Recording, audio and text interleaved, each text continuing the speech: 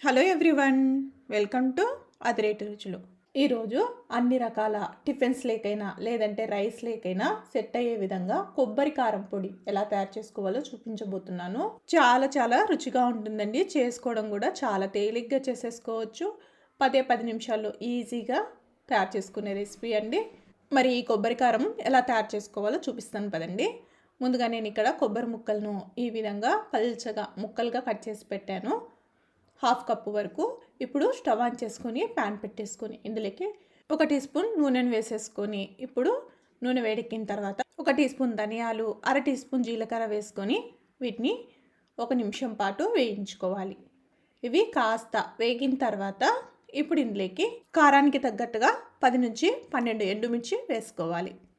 ఈ ఎండుమిర్చిని 1 నిమిషం పాటు వేయించుకున్న తర్వాత ఇప్పుడు ఇందులోకి ఒక 2 రెమ్మల కరివేపాకు కూడా వేసుకొని వేయించుకోండి. కరివేపాకు ఇలా వేయించుకోవడం వల్ల పొడి అనేది ఫ్లేవర్ చాలా బాగుంటుంది.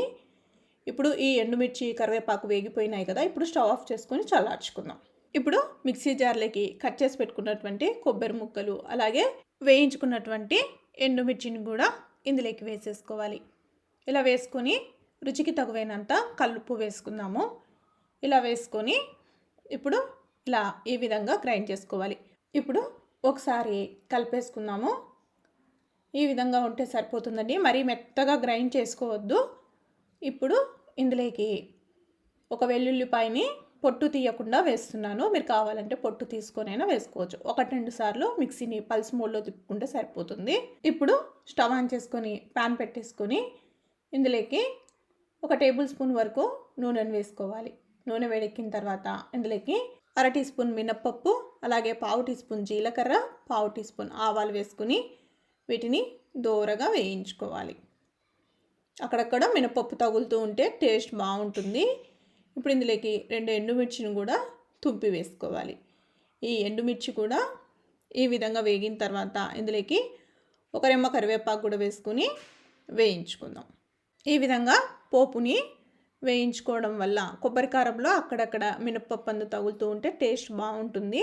అలాగే ఫ్లేవర్ కూడా చాలా బాగుంటుంది. ఇప్పుడు గ్రైండ్ చేసుకున్నటువంటి కొబ్బరి కారం పొడిని వేసేసుకొని వెంటనే స్టవ్ ఆఫ్ చేసుకోండి. ఆ వేడి మీదనే కలిపేసుకుంటే సరిపోతుంది. పూర్తిగా చల్లారిన తర్వాత ఒక ఎయిర్ టైట్ బాక్స్లో స్టోర్ చేసుకున్నారంటే 1 నెల రోజుల పాటు నిల్వ ఉంటుందండి.